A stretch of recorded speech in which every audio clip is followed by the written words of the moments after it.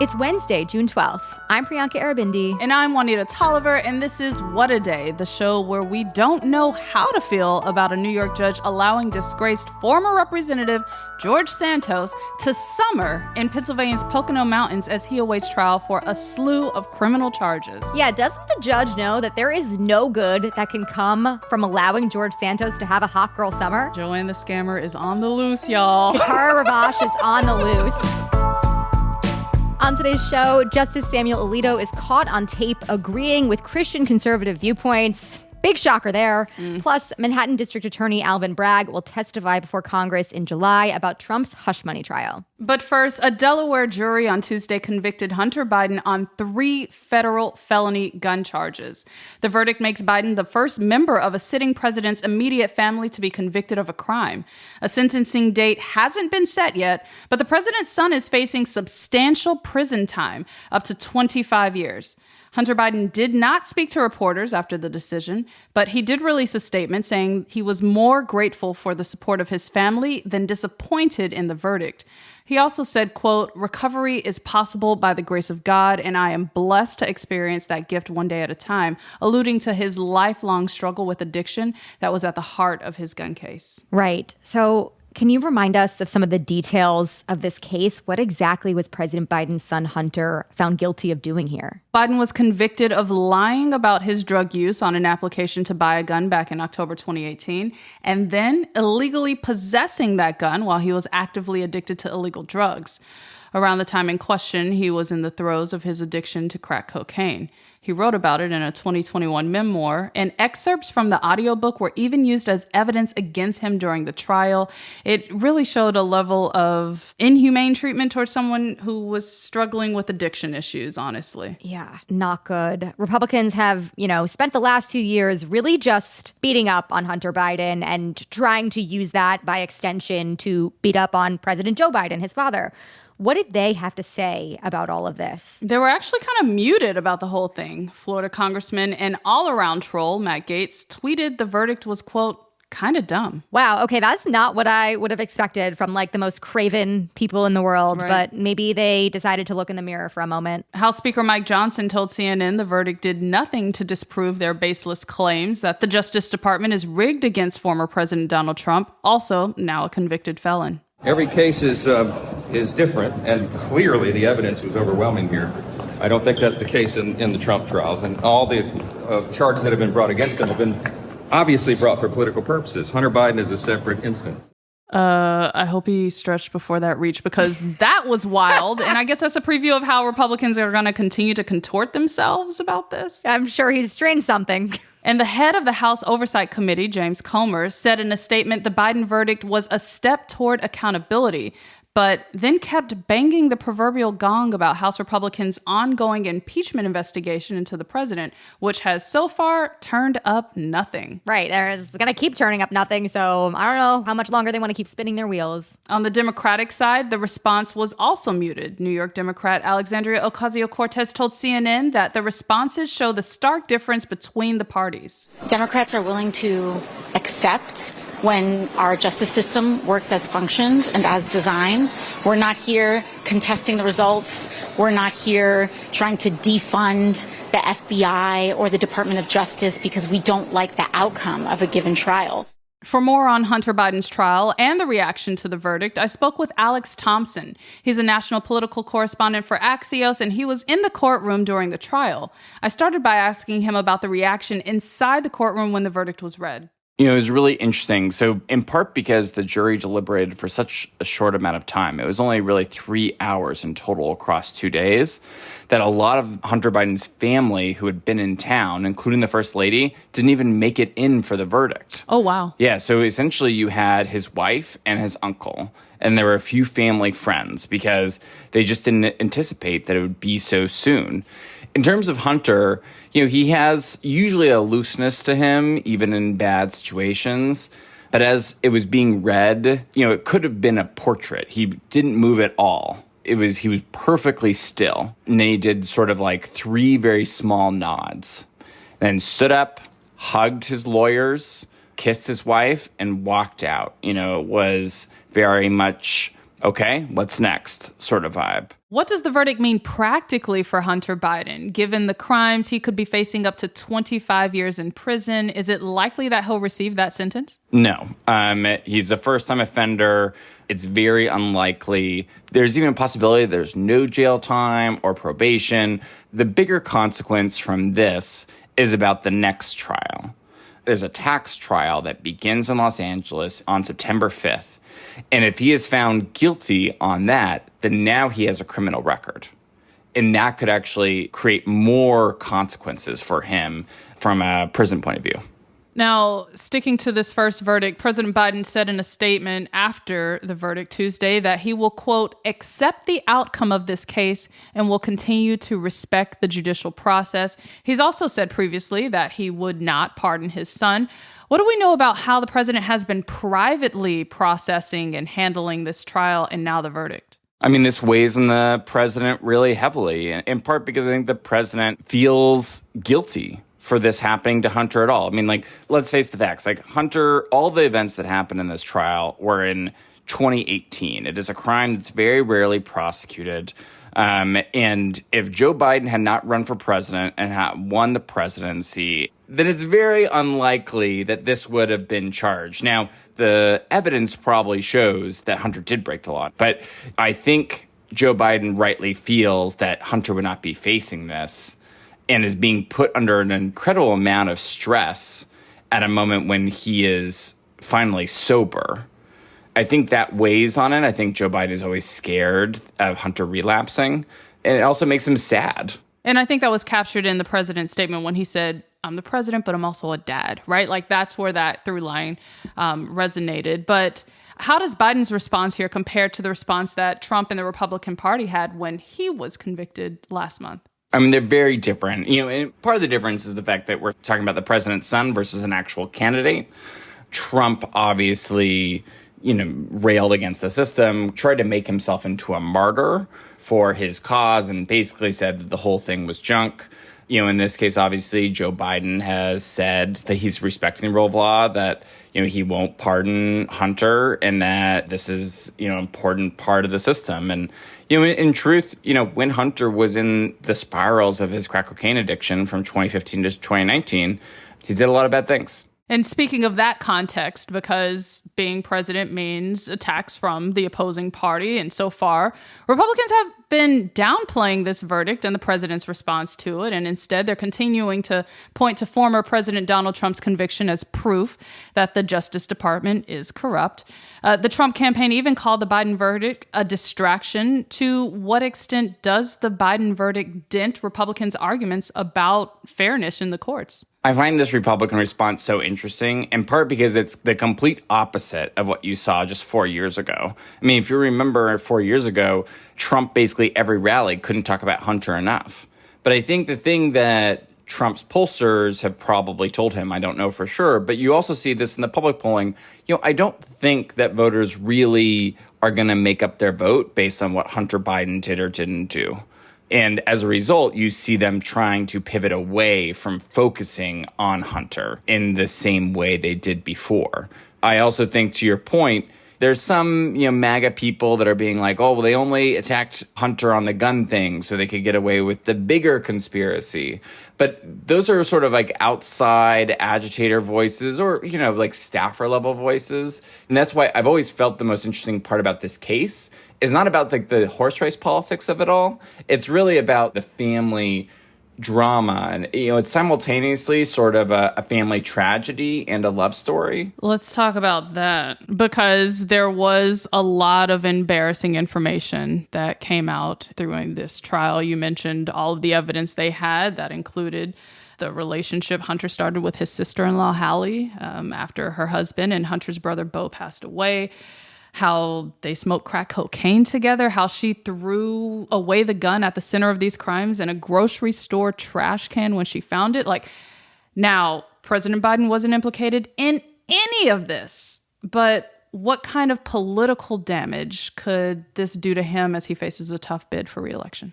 I feel like the biggest political toll is just going to be on his temperament, really, because The thing about Joe Biden and the Biden family is they're so close-knit. And the prosecution was very good at sort of extracting embarrassing information on the family out into the open. You mentioned the fact that he introduced Hallie Biden, Beau's widow, to crack cocaine. The fact that Hunter was smoking crack cocaine in the home where there were 2 young children, Beau and Hallie's kids. He talked about, Hunter Biden dating a 24-year-old stripper who's around the same age of his oldest daughter and giving her money to buy gifts and clothes for his daughters. There was lots of really embarrassing family dirty laundry. And anytime Hunter has had a significant setback in his legal stuff, you see Joe Biden's schedule get lighter. And I think that's the biggest political consequence, is how much mental energy and mental space is this taking up. Hunter's defense team has hinted that they may appeal the verdict on Second Amendment grounds. They tried to make that very argument during pretrial motions, but do they have a case here for appeal? They really do. In fact, even before they get to appeal, there is actually a case already working its way through the courts and might be heard by the Supreme Court as soon as next year. A very similar case, which basically argues that this question about are you an unlawful user of substances is inherently unconstitutional. So if you read the actual language of the text, it basically says if you are a unlawful user, not just crack cocaine, but marijuana, can you own a gun? And basically there's an argument that the Second Amendment says, well, you can be a user of marijuana and still own a gun. So there are significant constitutional questions. Ironically, the sort of conservative aspect of the Supreme Court could end up helping get Hunter out of this case. I'm curious to know what else should we keep an eye out for as this progresses, not only the potential appeal in this case, but also the federal trial in September. What else should we be looking for? I think there are a few different things. The September trial is going to be longer and messier because it has to do with his taxes. Wait, we just went through all of the family drama and it's going to be messier than that? Yes, because when you're dealing with someone's taxes, you're dealing with everything they spent money on. In Hunter's case, for instance, in the indictment and also subsequently in some of the materials they've said that the government intends to produce, you have tax forms and financial forms from London Roberts, who you may remember is the woman that Hunter allegedly had a relationship with, who had his child. And this trial begins in September, the most critical period of the election.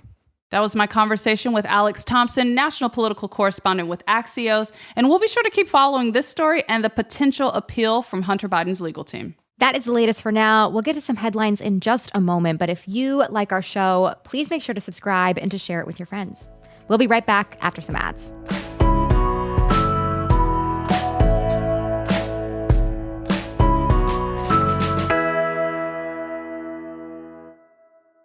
We need to talk. The acclaimed Showtime original docuseries Couples Therapy returns with an addictive and revealing new season. Dr. Orna is back in session, helping 4 new couples grapple with real issues from religion and sex to polyamorous power dynamics.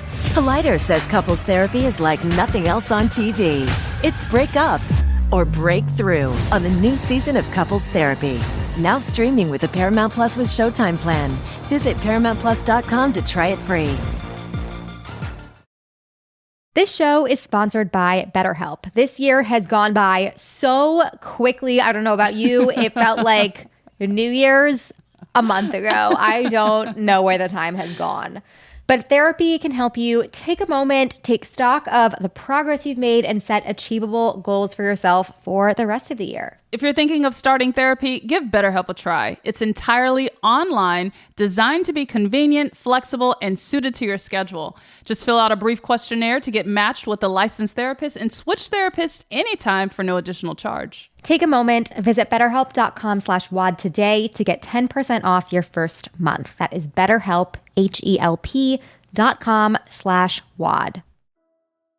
What a Day is brought to you by Monarch Money. Have you been frustrated with personal finance apps that are cluttered with ads, difficult to use, or rarely updated?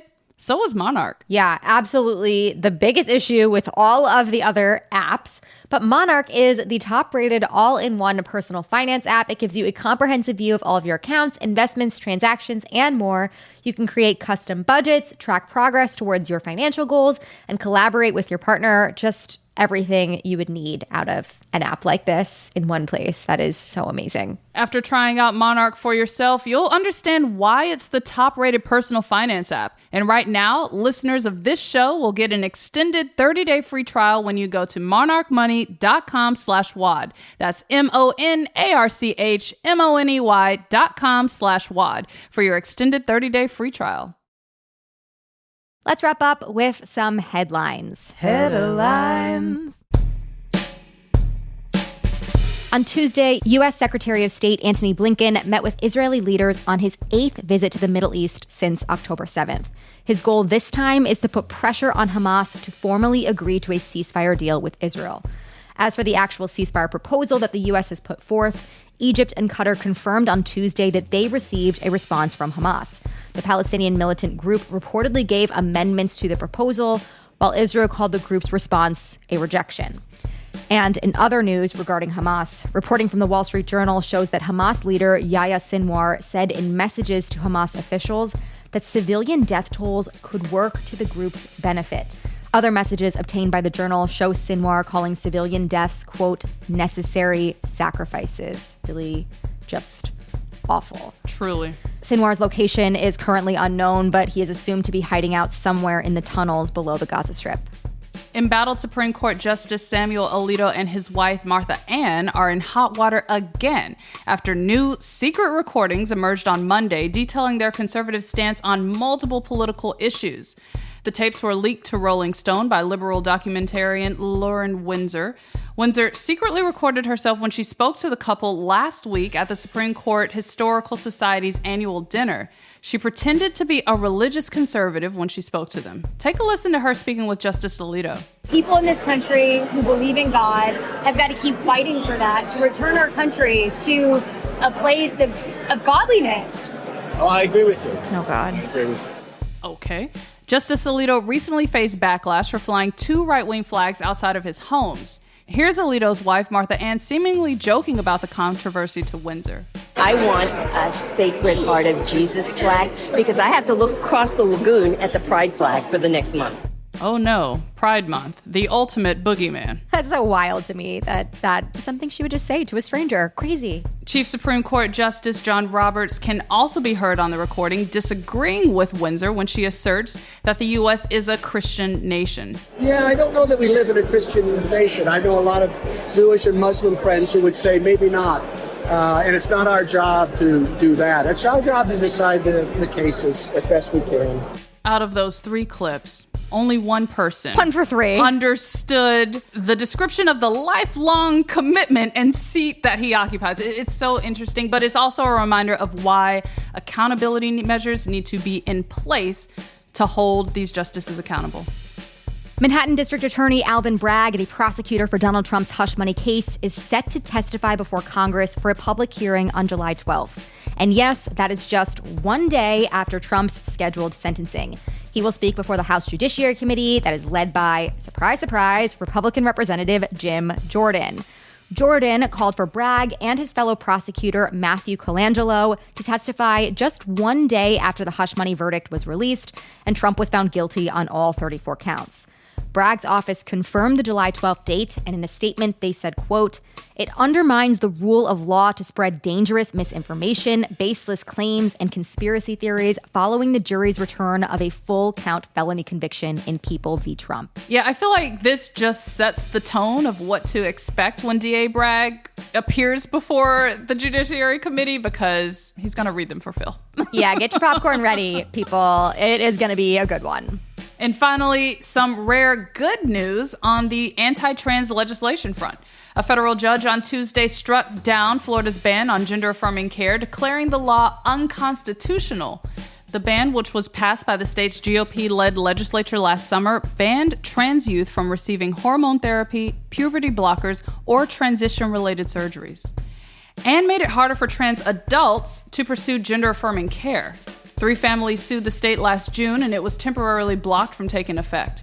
Tuesday's ruling means that the law cannot be enforced, and the judge wrote in his opinion, quote, "Gender identity is real," and that Florida cannot deny trans people, quote, "treatment with medications routinely provided to others with the state's full approval, so long as the purpose is not to support the patient's transgender identity." Oh my gosh, please more judges write like this because that was glorious. We are starved. We are starved for this. So please, we need more.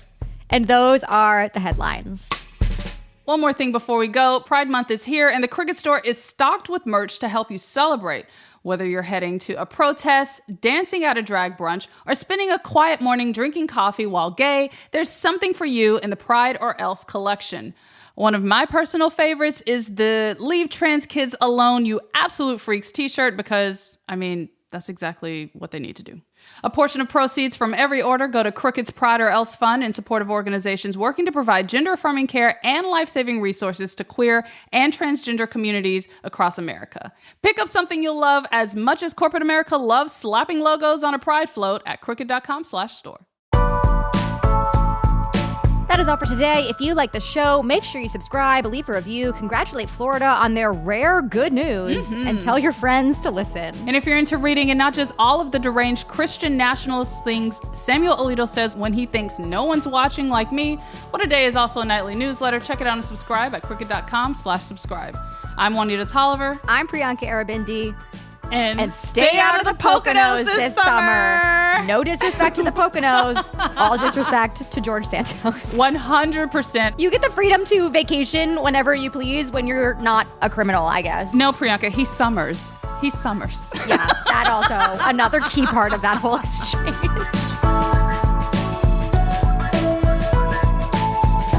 What a Day is a production of Crooked Media. It's recorded and mixed by Bill Lance. Our associate producers are Raven Yamamoto and Natalie Bettendorf. We had production help today from Michelle Alloy, Greg Walters, and Julia Clare. Our showrunner is Erica Morrison, and our executive producer is Adrian Hill. Our theme music is by Colin Gilliard and Kashaka.